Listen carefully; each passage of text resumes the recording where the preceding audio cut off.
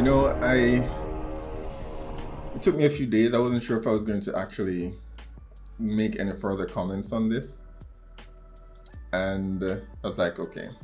Well, first, ironically enough, I was editing the video for the making 89 docu series that was on Netflix because as I've mentioned several times, I wanted to know what was happening behind the scenes and all the technical stuff involved and all of that, because of the achievement, I couldn't find it, as some of you know. Many of you had to actually tell me where exactly this thing was because I was expecting it on YouTube, and it was actually a separate thing, its own thing, on Netflix as a docu series.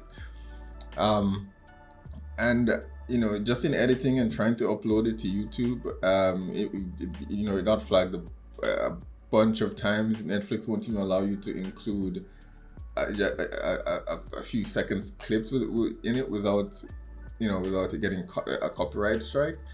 And it just highlights one of the many problems, because this is something that Netflix doesn't promote, yet at the same time they don't want anyone to to talk about it or draw attention to it. And it just kind of highlights one of the many problems with Netflix's model.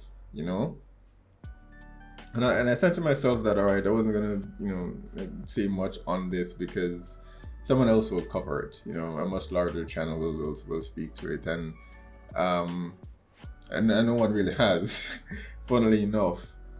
And one of the reasons for that, and again, this is all part of the same circle of the nightmarish circle that we seem to be stuck in with streaming services, because I remember there was one particular channel where they watch dark, and I try to watch a lot of reactions that do dark, because I want to not only support the show but support those people who are bringing attention to it. And there are some reactors who are genuinely interested in the genre, the mystery box, period piece drama, and they'll have a good time. But there are others who are, maybe larger channels, who are really just watching it because it was has become a cult classic now. They didn't watch it at the time when it came out, because initially when Dark was released in season 1, it wasn't that big a draw. It didn't have a huge number of views or attention to it. But then they reacted to it later on, and I'm like, okay, so all right, it's no problem. You came on late, and they watched it, and it was clear that they didn't like Dark particular, or not so much Dark as it is. This was just not their forte. This was not their genre, and the channel stopped watching after season 1. I won't say which, because I don't want to feel like as though I'm calling anyone out.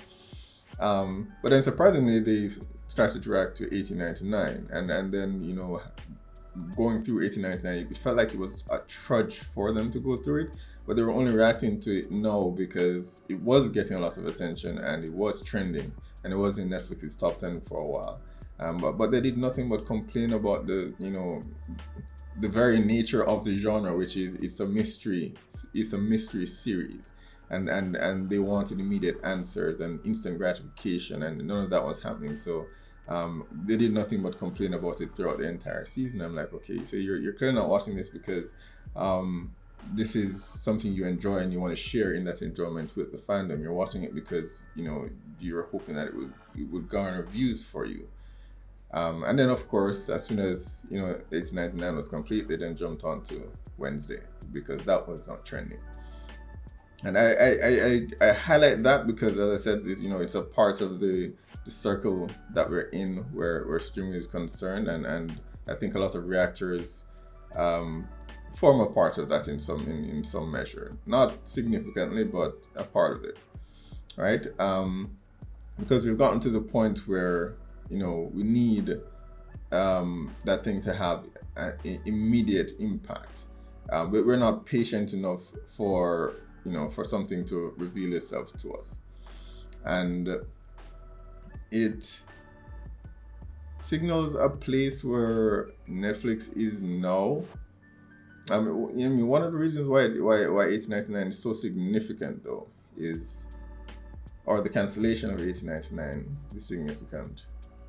It's because these aren't new creators, these aren't new writers that Netflix hired. These are writers that have now proven themselves, and they've created a cult classic for Netflix. And they signed an exclusive contract with Netflix. I'm not sure for how long. I think that should be running out sometime soon. Maybe fortunately for Yanti and Bo. But these are writers that have shown what their genre is, what their core audience that they cater to is. Netflix knows this now going in. The creators already said, okay, we made it clear we're planning 3 seasons, right? So it's not as though they were planning 6, 7, 8, or 9 seasons ahead. No, they have a story that they want to tell, a small tight story that they want to tell. The same as Dark, and Netflix saw how that worked. They saw how it worked with Dark. There's no reason it would not do the same for 1899 if it's done well. And the reason why it's significant that they cancel it is because Netflix knows all this, and then they still chose to cancel it. And to me, that signals that Netflix is sort of moving away from telling niche, highbrow type stories that go for a short period. They want something that they can just copy each season and run for several seasons, which is what they're doing kind of with Stranger Things now. That's what they're looking for. And we're seeing a lot more YA content and stuff like that because they're looking for that thing that they can run for multiple seasons and will have a lot of viewership and all of that. They kind of got that with Wednesday, but they probably didn't expect it. But whether or not it'll be consistent with Wednesday is another question. But that's what they're now looking for, and that is a huge shift for me personally because and I'll tell you straight up, I was thinking on it for a long while as to what I could do in this situation to kind of help those creators, and I don't think it would sit well with me staying subscribed to Netflix. So I straight up canceled my subscription, and I understand. I see a lot of people out there who decided to go the opposite direction and sign a petition, and I love that you're doing that work and drawing as much attention to this cancellation as much as possible, but I'm not convinced that is relevant to Netflix. Maybe Netflix of the past, who for all intents and purposes needed to grow their subscriber base. The problem is where Netflix is now, they've realized that they're approaching the cap for, because subscribers are not infinite. There are only so many people out there that will be adding to the channel, and Netflix has now gotten to that point. In fact, I think last year they lost over 1 million subscribers. So in the past, Netflix may have said, okay, yeah, I see the petitions, let me course correct because I need more subscribers, and maybe doing this will bring me more subscribers.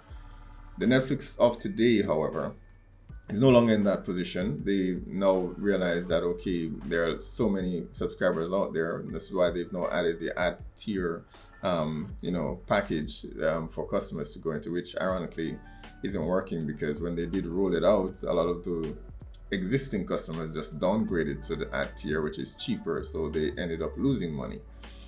But the petition would have worked on Netflix of the past. It will not have any impact on Netflix currently because currently Netflix realizes that there aren't that many new subscribers out there to get, and instead they're trying all these magic, all these tricks to try to deceive customers into joining Netflix. Instead of doing the obvious thing, which is just make diverse programming. It seems rather obvious, and as I said, I mean, I appreciate where the people signing petitions are concerned, but Netflix cares more about your reason for canceling your subscription than they do an online petition for people who are still subscribed to their service. All the petition says to them is that, okay, these people will make a lot of noise, but they're still subscribed to us, right? Okay, we don't need to worry about them. That's it. That's just the reality. And I say this to you as someone who has, because I unfortunately or fortunately work with a lot of these studios, and have in some instances been able to peek behind the curtain and see how they make the decisions that they do make. And it's not always great. You quickly realize that the people making these decisions are not very intelligent. They really aren't. They're just chasing trends, and that's the unfortunate place that we are at now with content, with TV as a whole. It's not great. It's not great. And I brought up earlier on, my challenges with trying to edit the making of 1899, and even in doing that, it highlighted another problem, which is how Netflix is gauging these shows that they're putting out, right? And they still appear to be using a TV metric to measure streaming. Because here's this thing, on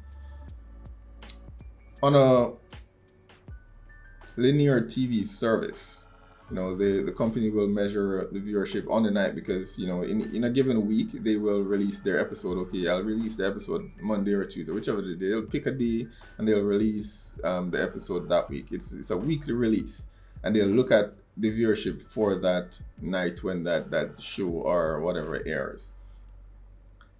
Netflix, on the other hand, has a binge model, which means that they dump the entirety of the season in one day. Now, what they appear to be doing is using a similar metric that Kilby uses, and in that they're saying, okay, I'm looking at this many days after I've put 8 episodes on, and how many people viewed how many hours of that series. I don't remember exactly how many days they measure that for, but the problem with their approach is that this is a streaming service. I will tell you, where Dark is concerned, for just as an example, I didn't know Dark existed until about season 3 of Dark. That's when I started doing my reaction for the series. I didn't know it existed because Netflix did not promote it. And even with 1899, in doing the reactions for this channel, it took me a while to get through it, because I don't have a whole lot of time to sit down and watch TV. I work, I have studies and stuff like that going on. So it takes me a while to get through it, but that is the point of a streaming service. That is why I subscribe to Netflix, so that I can watch something at my convenience. But what Netflix is now saying to viewers is that you need to watch it at the time we tell you to watch it, or it may not be around for much longer. And that is a very flawed approach. It is a very flawed approach, especially because Netflix does not promote their content. It takes a while for people to discover their content, all right? And I don't know how quickly they'll come to that realization, because as I said, the people running these companies are not particularly intelligent. They're just chasing trends. So I don't know if they'll realize that before it's too late, that you need to give people time to discover this, or actually market it so people can discover it a lot sooner. Failing that, it is a streaming platform. You cannot expect an immediate impact for a lot of content, especially the niche stuff. And you shouldn't only be chasing content that are tentpole with a wide appeal to a large group. That shouldn't be the only content that you're actually making. And if that is Netflix's priority, then I unfortunately have to cancel, because that is not why I subscribe to the service. I'll tell you, Netflix is the only streaming service that I've consistently stayed subscribed to. And one of the reasons I did that is because in the past, they have shown that they've been open to new creators coming in and giving them an opportunity to do their work without intervention. That's one of the reasons why I've consistently stayed subscribed to them. But now that's no longer the case. So what I, if I'm interested in something, if I know it exists, because again, Netflix is still not promoting anything, what I'll have to do is either maybe use a friend or family's account to do that reaction if I need to, or I'll just subscribe for a month and then just unsubscribe. Which is not typical of what I do in the past, because again, I wanted to support not so much Netflix, but the creators who were going to Netflix. That was why I was staying subscribed to the service.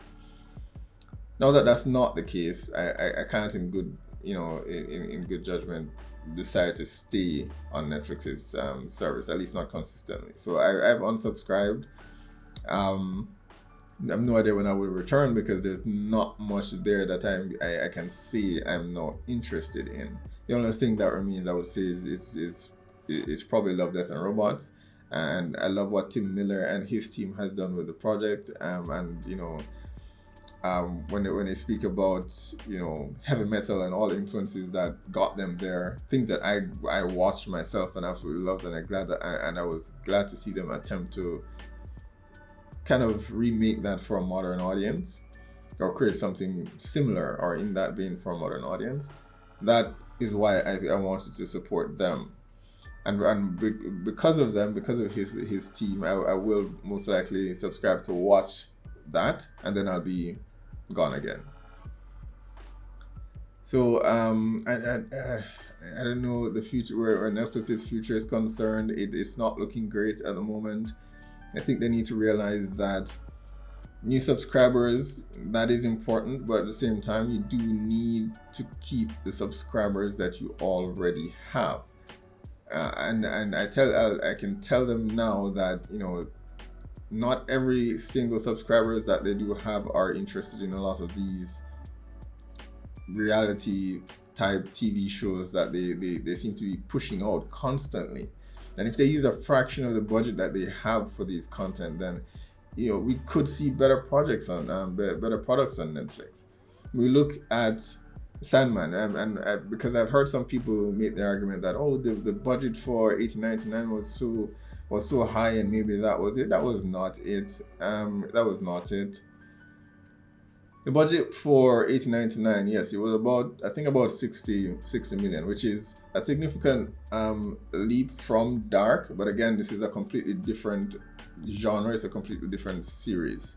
This is looking to be a sci-fi epic, whereas Dark was just a small drama / thriller. It is going to cost more. But when you compare it to other things on Netflix, The Sandman costs more than twice what 1899 costs to make. When we look over at HBO, The Last of Us, I think they've just announced that it costs more than Game of Thrones. The first season costs more than Game of Thrones costs to make. But HBO acknowledges that they need to invest in quality programming. The approach that Netflix takes often is that they give the showrunners the least amount of budget as possible for the first season, which is why oftentimes the quality is just very poor. And then if it does well, they increase the budget for the second season. Right? We see that even with Wednesday, as much as it's low budget, the animation, the CGI looks absolutely horrendous.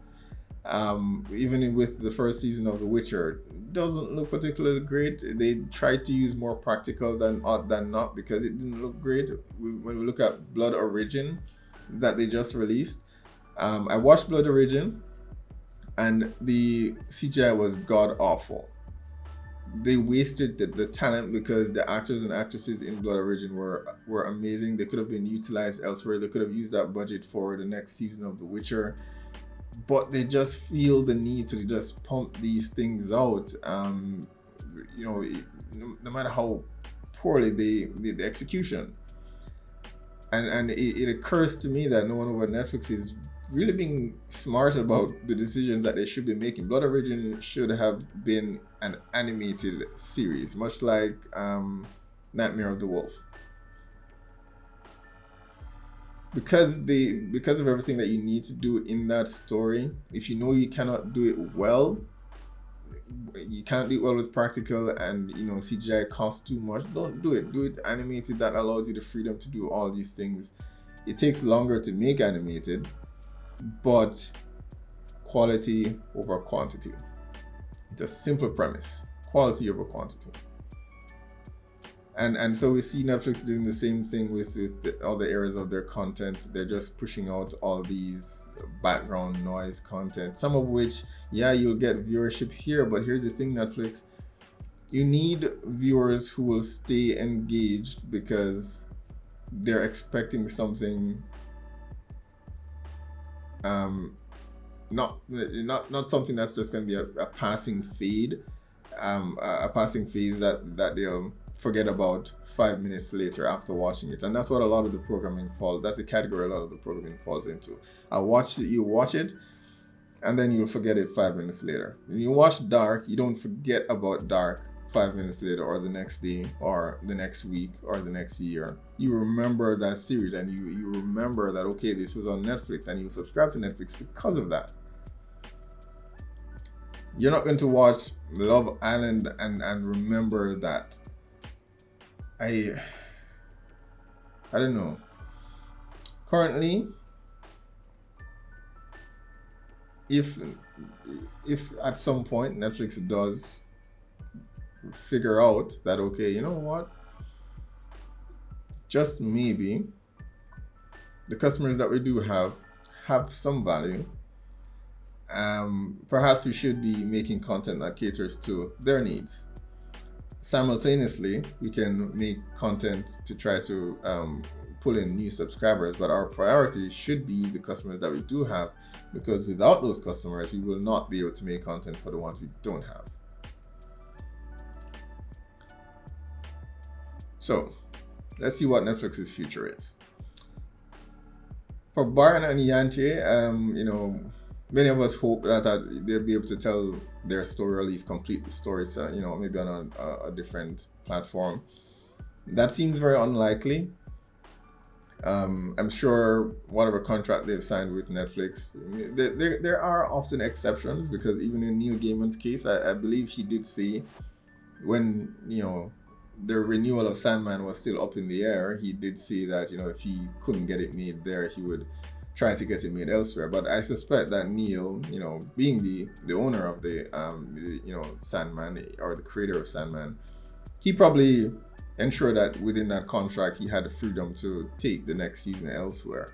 I'm not sure if Brian and Yanche would have had that included in their agreement. If they didn't, then unfortunately it means that it's unlikely they'll be able to finish the series 1899 on another network. It's very unlikely, or at the very least it will take a few years. It will need to remain on Netflix a few years before they can go off and do a second season somewhere else. And by that time the actors may have moved on. Byron and Yanche may have moved on, because interest in the series may have waned by then. So I don't think we'll be able to get that story. I don't, unfortunately. Yeah, but I one of the things I was saying in the making of video that I was doing is was just how appreciative I was of Byron and Yanche for kind of reinvigorating my love for the genre, because genre storytelling is something that is becoming more and more niche. We're seeing less and less films and TV shows like them being made, less and less stories about it being written. And they've kind of reminded me, because I've had a story that I've wanted to tell for a very long time, but work and life and everything gets in the way, and you sort of have to prioritize doing what you need to do professionally versus what you love to do. And so I shifted away from that, because I grew up writing stories and with my sketchpad and drawing, and I really wanted to get into animation initially. And then when I got to college, I did computer science, and that was my background. And then I veered off into financial accounting, which is where I'm at now. So I moved further and further and further away from the creative side, which is something that I really did love.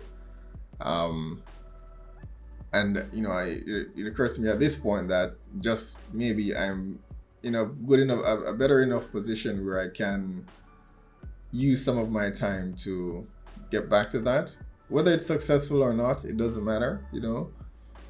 So I do have a story in mind. More than likely, it will be a graphic novel, or a comic. Who knows? We'll see. It's something that I've decided. Okay, you know, I'm going to work on over the course of the next few years.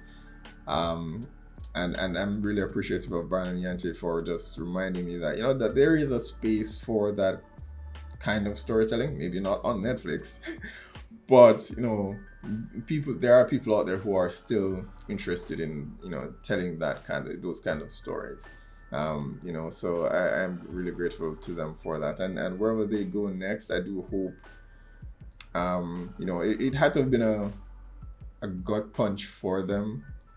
Having watched the making of video now, and oh my god, that was so hilarious.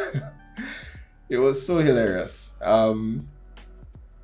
Just my favorite scene was the actress for Tove's mom. I forget her name, but there was a scene in the making of video where she was just sitting there. She was just sitting there and saying how the boy, she just killed him for, you know, how many times. And it was just so hilarious. I broke down in that video and in laughter, and I couldn't stop laughing. It was hilarious.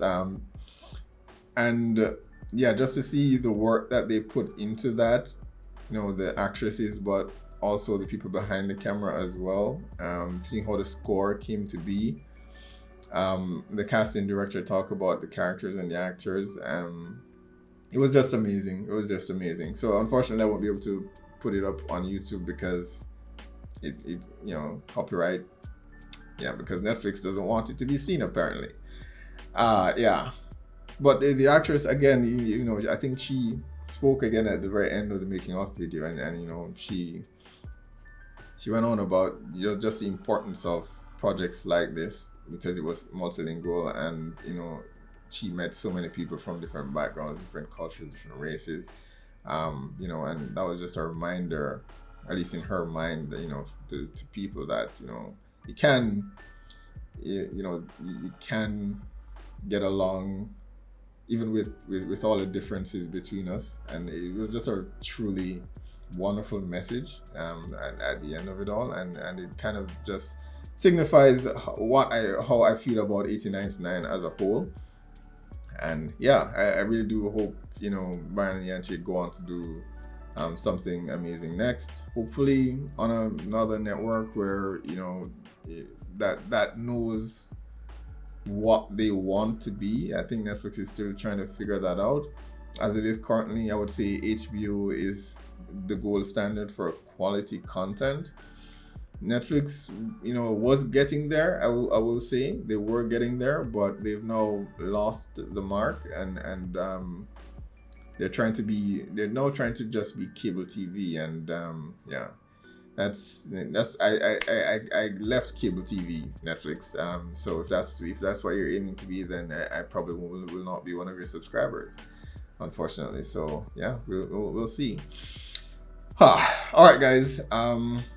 Yeah, that's what I wanted to say about this topic. Yeah, I like I said, this was a bit of a damper for me.